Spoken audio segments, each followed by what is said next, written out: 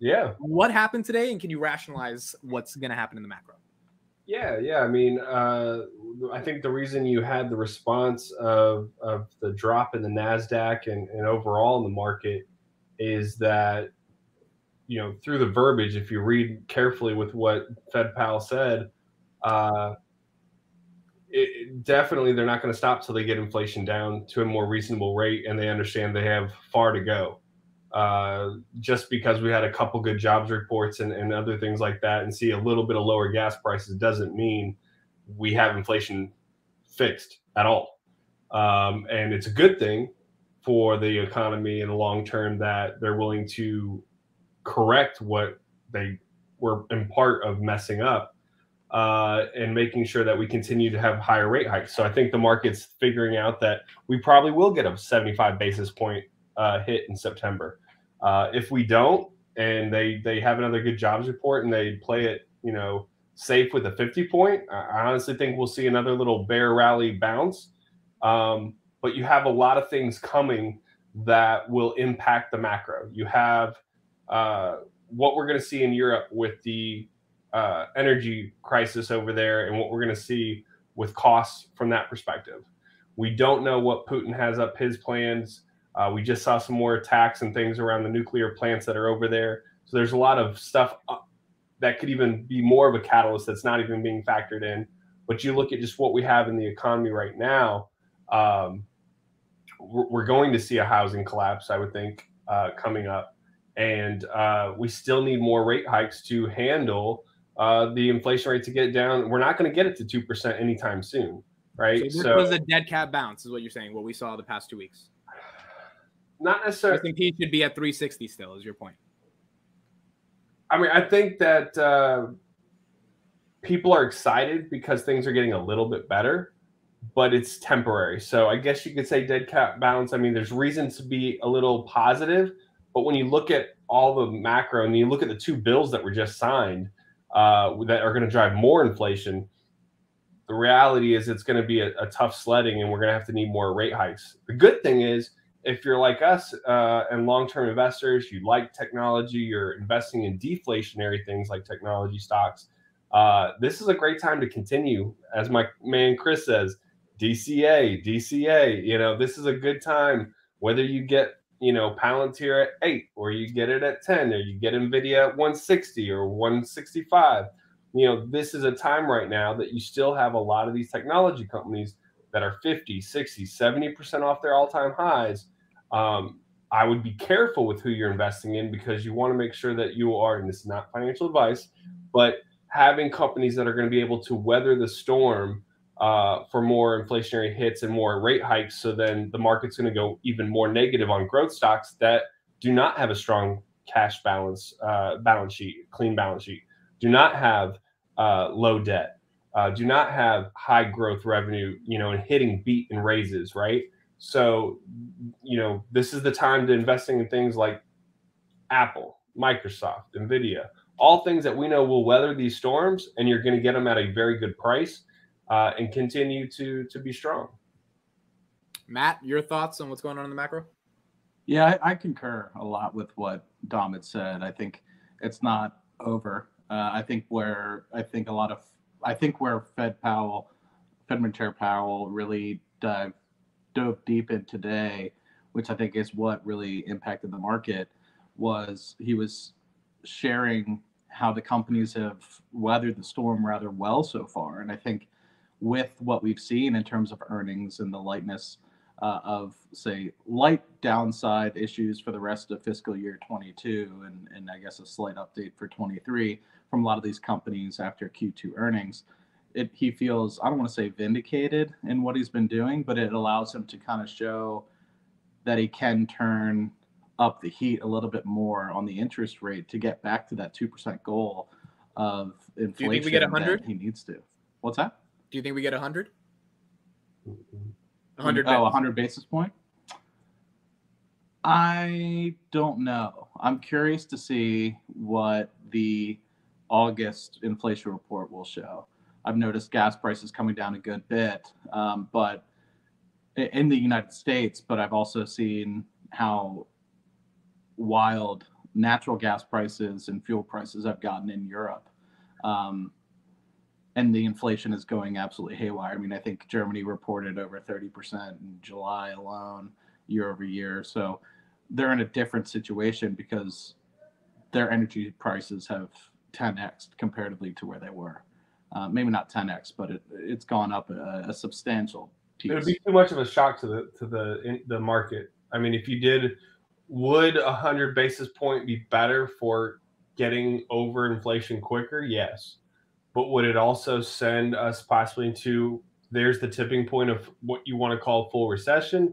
Most definitely. We know the market's very irrational. If anybody's experienced the last 24 months, it's very irrational. So I think the highest you could see there would be 75. I think 75 is prudent, just based off of how much we've already seen the housing market slow down, how much housing prices have already come down in key areas. Some areas have yet to really see any price declines, but I've seen a lot of places, and I've heard a lot of people that are familiar in the matter, Redfin going on CNBC and Zillow CEOs going on CNBC saying the places that saw the largest increase in home values are doing the exact opposite now today. Like Idaho, where prices skyrocketed 40% year over year, are now declining 30-odd% on the same basis just a year later. So I think places that have been impacted so highly, and I think this just goes back to the normalization of what we've been seeing since 2020 to 2021 to now, is just that return to normalcy. And I think it's scaring people, but imagine how happy everyone was in 2020, 2021, when things were fat, dumb, and happy going out of control. You have to return back to the mean. And until we get to that point, it's going to be pain unless you're situated appropriately. But for long-term investors like myself, I invest at least twice a month. Every time I get paid, on the 15th and last day of every month, I shovel as much as I can into the S&P 500 or in my high conviction stocks like Palantir, Rocket Labs, and others. And I'm going to continue to do that. All right. Well, someone who sold out of all of their Palantir 2 weeks ago and put a bit of that in another company that was up 18% after hours on Wednesday. It goes by the name of Snowflake. Chris, you can tell us your thoughts on the macro and take your, as BCSD calls it, victory lap around Snowflake. I'm not going to take a victory lap. There's no victory laps in people losing their money, dude. Like, that's just, at the end of the day, there's no You are victory literally lap having a game with Adam Bergman on if Palantir or Snowflake performs better every day. So I did want to bring that up, but let me talk about the macro first, and then I'll go into that. So one of the things that is unfortunate about the way that Jerome Powell has been doing things and the Fed has been doing things, they've been wrong every single time until literally every single time. They said, oh, inflation's transitory. They were wrong. Oh, inflation is not going to go that crazy. They were wrong. They're also wrong about now where they're like, oh, no, we have to keep the pedal to the metal.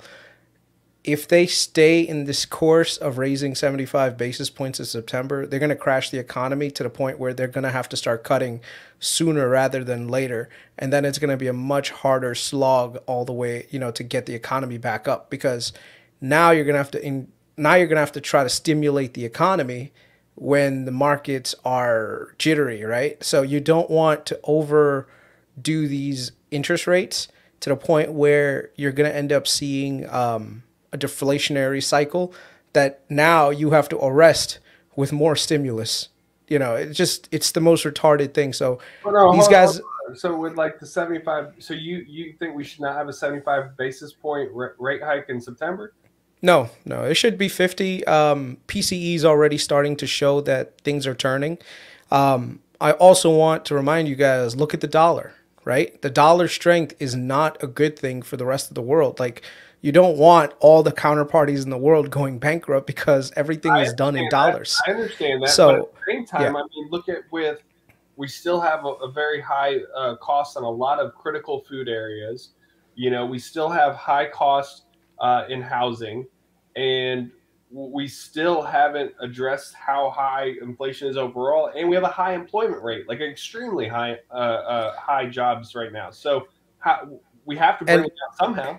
And all those catalysts, you need to give it time. Like, that's the biggest thing. And the takeaway that I got from Jerome Powell was that we are going to be very methodical with the timing. He didn't say, oh yeah, you know, the next time that inflation comes down, we're going to start to pivot right away. No, he said we're going to monitor, and it's going to be like almost a 3-month period where things are going to be down for 3 months. And then we know that we finally broken inflation, right? Which is the way that you should do it. But in order to give yourself that 3-month time, you can't keep doing 75-point rises. Like you keep doing it over and over. But yeah, I think we're still not fully down yet. I think they will do a 50 base point just because they play it conservative.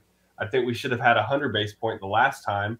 But, you know, it's very, I agree with you. It's a very fine line. But like I said, you right now they're playing a fine line between controlling inflation and putting the economy into a really deep recession. You don't want to put yourself into a deep recession like Japan did, and then now you're stuck with 10 years of deflation, you know, and you're fighting deflationary forces that are really hard. Believe it or not, the enemy is not inflation. Inflation is easier to control than deflation is. Once deflation takes over, people start losing their jobs. It's like a super cycle of bad that comes along. So I would say right now the best thing that the Fed could do is do 50 and just just do what they're saying. You know, monitor the situation, and they also just need to, you know, he did the exact right thing by just projecting out, hey, don't get too overly optimistic that we're going to reverse course, you know, just because PCE came down 1/4. But sometimes you also have to remember, like, don't go crazy with it too, saying we're going to deploy every single firepower that we have to control inflation. That's the only thing we're worried about. If it was me on the other side, I'd probably been like, look, we're going to do our part to control inflation and keep that in line, but we're also not trying to crash the economy and have, you know, people lose jobs. Like, the hardest when the government starts spending hundreds of thousands of dollars every week and or millions, sorry. I mean, the tuition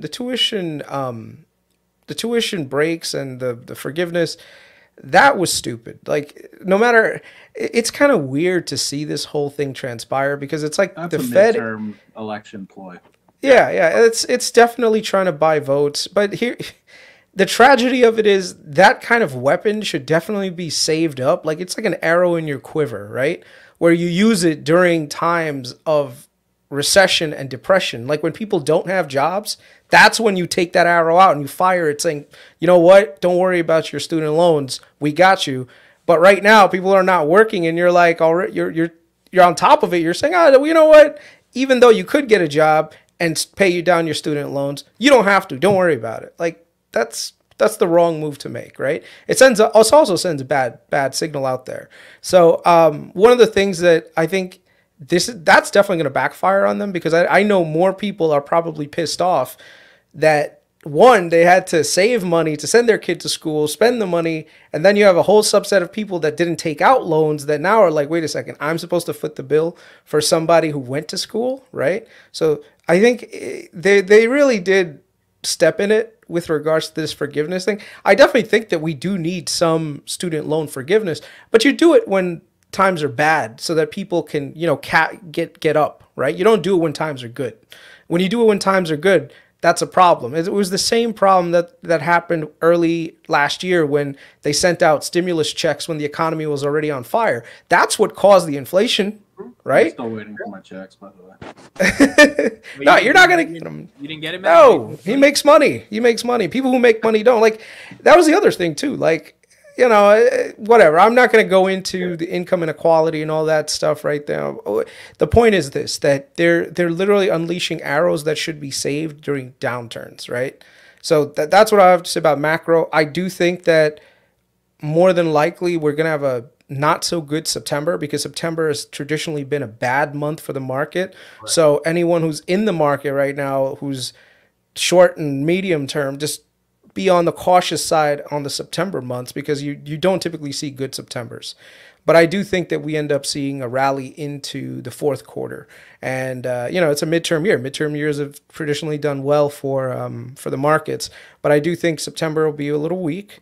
And then we'll start to see some dovishness start to creep up again in the conversations, because even the Fed knows that there's a little bit of politics that goes into the whole mix of things, and we'll rally into the fourth quarter. And and one of the things that people need to be doing is just keep your eye on those companies that have taken significant hits over the last year and a half, 2 years. And if their price starts to get to an attractive level, don't hesitate to buy.